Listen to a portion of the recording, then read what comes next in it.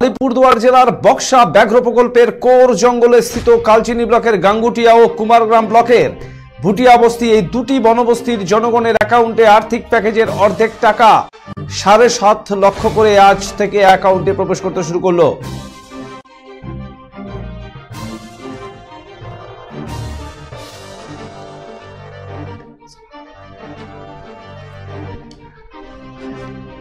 বক্সা ব্যাঘ্র প্রকল্পের field director প্রবীণ কাসওয়ান এদিন জানান, গাঙ্গুটিয়া গ্রামের 191টি পরিবার ও ভুটিয়া বস্তির 51টি পরিবারের অ্যাকাউন্টে আর্থিক প্যাকেজের অর্ধেক টাকা আজ থেকে প্রবেশ করলো।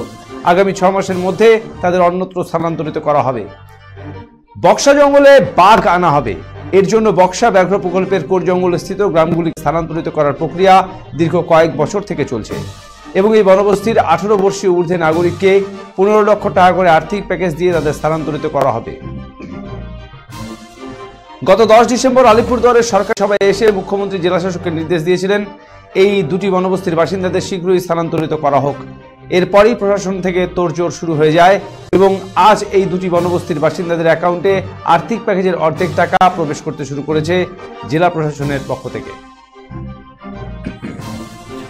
বনবস্তিগুলোকে স্থানান্তরিত করার একটা প্রয়াস হয়েছিল, আজকে সেখানে অ্যাকাউন্টে টাকা পয়সাও তাদের অর্ধেক দেওয়া হয়েছে।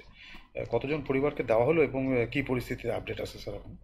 গাঙ্গুটিয়া গ্রামের 191 ফ্যামিলির ফার্স্ট ইনস্টলমেন্ট যে ছিল 7.5 লাখ টাকা, ওটা আজকে রিলিজ করা হয়েছে, যেটা আমরা ডিস্ট্রিক্ট ম্যাজিস্ট্রেট অফিস থেকে পেয়েছি। আর উনি নেক্সট 6 মান্থ মধ্যে রিলোকেট হবে। এটা ওনাদেরই মানে অনেক পুরানো ডিমান্ড ছিল যে যেহেতু নদী নিয়ে খুব ডিজাস্টার সিচুয়েশন ওখানে থাকে, 3-4 মাস তো উনি কোথায় যেতে পারছি না এবং ওখানে সুখ সুবিধার অভাব থাকে। এটা এবং মাননীয় মুখ্যমন্ত্রী এটা ডিক্লেয়ার করেছে স্টেজ থেকে, তাহলে আজকে ওটা ফার্স্ট ইনস্টলমেন্ট ওনাদেরকে দেওয়া হয়েছে। দাদা, শোনা গেল যে বন দপ্তর থেকে যারা গাঙ্গুটিয়া আর ভুটিয়া বস্তির বাসিন্দারা আছে তাদেরকে হচ্ছে ইতিমধ্যে টাকা প্রদান করে দেওয়া হয়েছে, কি বলবেন এই বিষয়ে?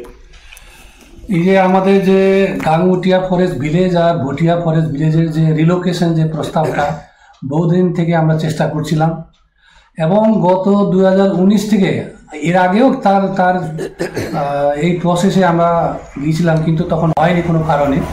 2019-এর পর এটাকে আমরা খুব মানে এটা নিরন্তরতা আমরা দিয়েছি, এর মধ্যে আমরা লেগে রয়েছি এবং 21 থেকে এটা অনেক গতি পেয়েছে।